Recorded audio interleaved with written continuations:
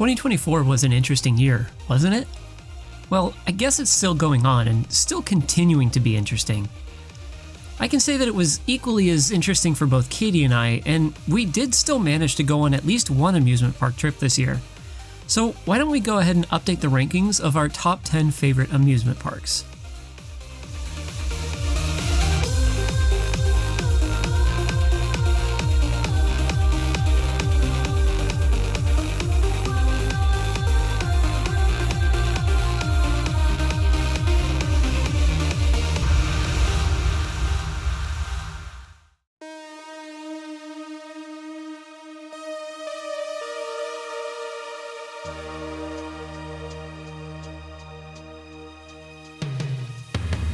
For most of the parks we're covering in this list, we will have a full-on review, so if you're curious about hearing our in-depth thoughts on each of the parks that we mentioned in the video, be sure to pay attention to the cards that show up at the top of the screen.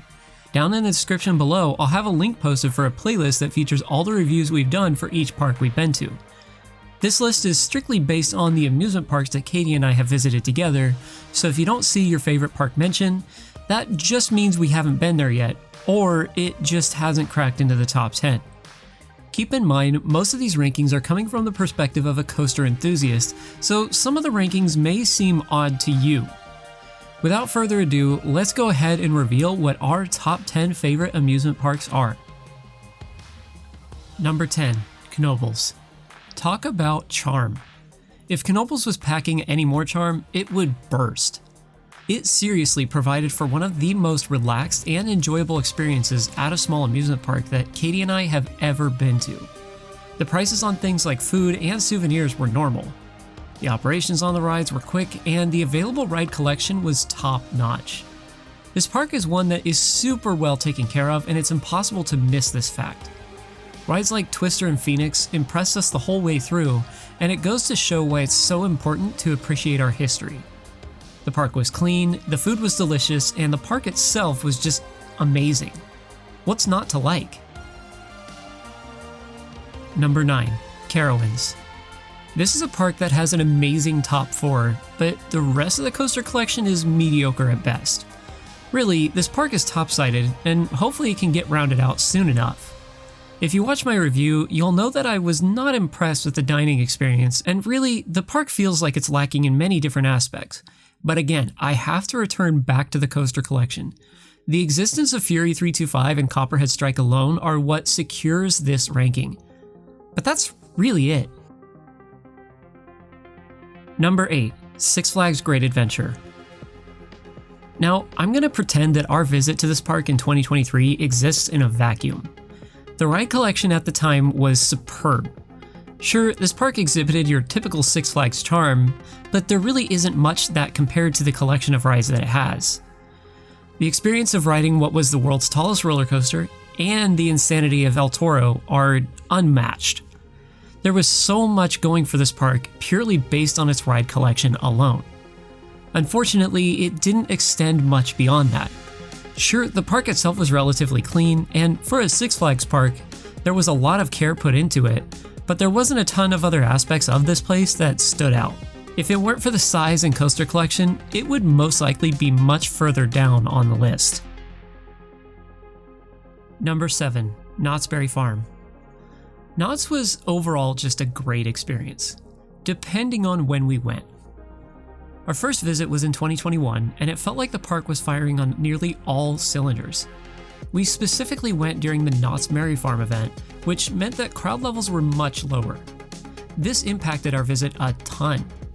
We revisited in the summer of 2024 and had a completely different experience. Ghost Rider was closed, Montezuma's is still in limbo, the lines were crazy long, operations were meh, and the line jumpers were infesting the park. In the winter of 2021, the park felt a lot more chill, and people were there with their families just to have a good time.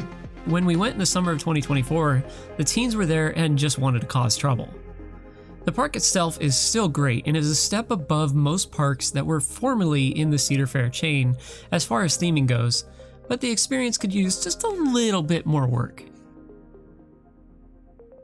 Number 6, Busch Gardens, Tampa. This is a park that is stacked with its coaster lineup. There's legendary coaster after legendary coaster here, and many of them are highly regarded in the coaster enthusiast community. What could you complain about when your headlining attraction is Iron Gwazi of all things? Due to this being a SeaWorld park, the prices of the food and souvenirs are slightly outrageous, but we can move past this, right? I suppose. Busch Gardens Tampa almost fits the definition of a theme park, where most of the places we're talking about are amusement parks, but it doesn't go above and beyond with the theming. There's just enough, but it doesn't compare to the likes of European amusement parks. The ride collection itself sure does, though. Number 5, Dollywood. Here is our highest rated theme park on the list. Dollywood is a special place in that it does a great job of mixing high-intensity rides with well-themed experiences. This place packs on the charm the moment you step through the gate and has a personal Dolly Parton touch everywhere. Wildwood Grove is an especially great area and really speaks to the care and dedication of the park's leadership. It also is great seeing how well funded the staff is too. Most of the people we came across were genuinely excited to be there. Most of the coasters were on the shorter side, but each of them stuck out due to their entire experiences. Number 4, Six Flags Magic Mountain. Magic Mountain is the coaster enthusiast's perfect playground. Almost. Boasting the world's largest coaster collection, this park has something for everyone. There's inverted coasters, coasters with dynamic movements, family coasters, launch coasters, and everything in between. The collection here is super solid and stands above many other parks out there. While many of the individual rides might not hold a candle to some of the best in their individual fields, it's the combination of all of the attractions that makes this park stand out. Unlike the next park on our list, it also does a good job of isolating each of these rides, making it not feel too overwhelming when you first get into the park. Beyond just the coasters, the food experience was fine. Theming was there in some places. The staff were alright too. The ranking of this park comes from 90% the coaster collection and 10% of the rest of the experience. Number 3, Cedar Point. Cedar Point is the mecca of the coaster world. It has some of the biggest and baddest coasters out there. Where it lacks is accessibility and experience. You have a ton of legendary coasters that wipe the floor of the coaster collections at many other parks.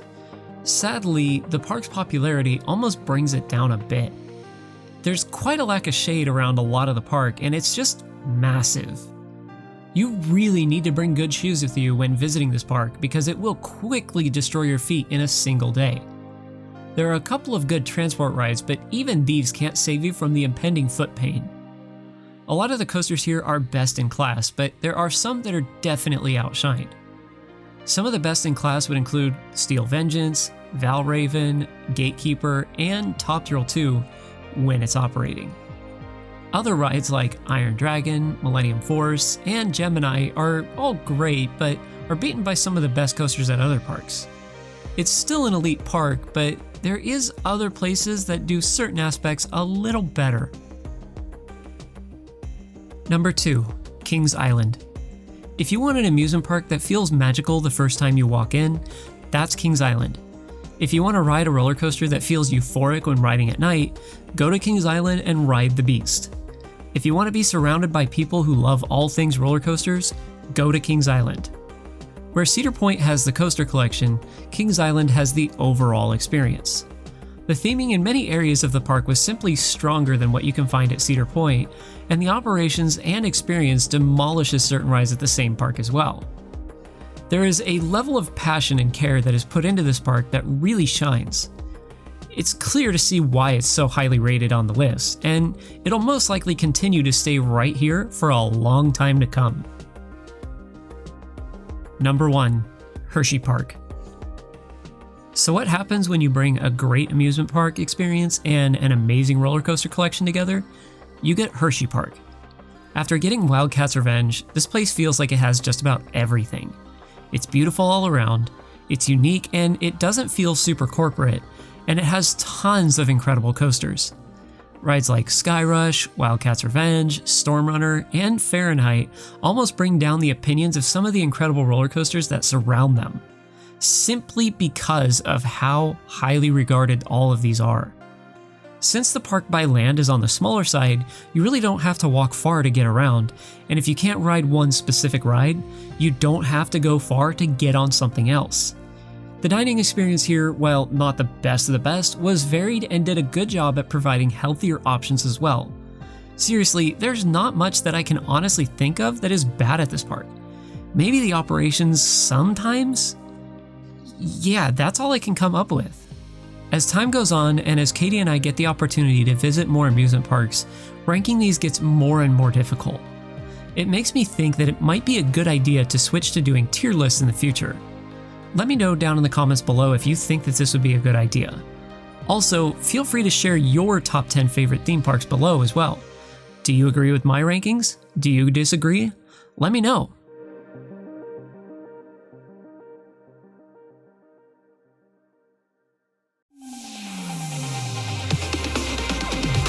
Thank you so much for watching this video.